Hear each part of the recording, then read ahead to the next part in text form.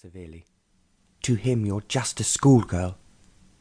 In a short time she would be 18, and ready for her coming-out ball. Then she would wear pink and white satin, with rosebuds in her hair and her mother's pearls about her neck.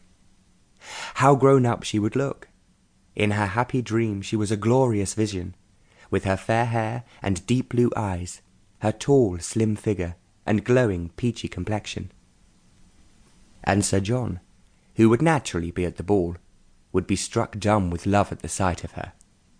She pictured him gazing, enraptured, as she made her grand entrance, wondering why he had never noticed this staggering beauty before.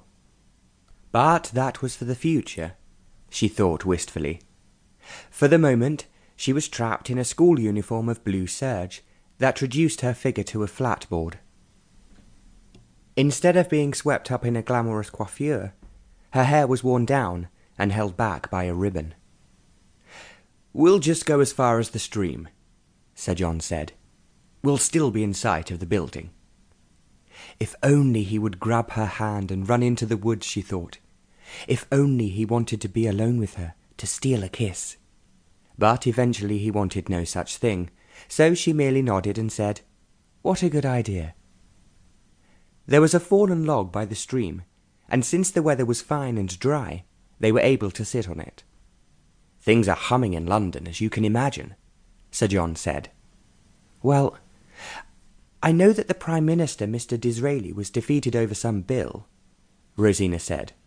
"So there's going to have to be a general election, and Papa is very excited about it, because he thinks he may actually be a minister in the next government. But I only know that because he wrote and told me himself. We aren't expected to read newspapers here." "I'm sure you don't obey that prohibition," Sir John said with a twinkle. "Certainly not. I buy some in the village, and Miss Draycott lets me read hers. But don't tell anyone, or she might get in trouble." "Who is Miss Draycott?" "The music mistress. She's quite young and very nice." "You mean she isn't scandalized by your unfeminine interests in politics?" he teased. "Seeing as Papa is an MP, she is understanding about it. Besides, the man she loves is also in politics, or at least he intends to be." "Good heavens! Who?" But Rosina shook her head. "I can't tell you that. It isn't my secret. I shouldn't even have told you her name, and I wouldn't have done so if I'd been thinking properly. Please forget it." "Very well. But I hope for her sake that this man has money." "He hasn't," Rosina said with a sigh. "Then what are they planning to live on?" he demanded. "Even if he secures a seat in Parliament, he won't be paid. MPs don't get a salary, so he'll need another job. Perhaps he's a lawyer, or something like that." Rosina's father was a successful lawyer who, for years, had combined a prosperous legal practice with sitting in the House of Commons. Sir John himself was a wealthy landowner who did not need to earn money. "He isn't a lawyer," Rosina said now with a sigh. "He meant to be, but he failed his bar exams. His health was poor at the time," she said hastily, "and it wasn't his fault." "It makes no difference whose fault it was," Sir John replied firmly. "The fact is, he has no income, and no means of earning one without passing his exams. Can he take them again?"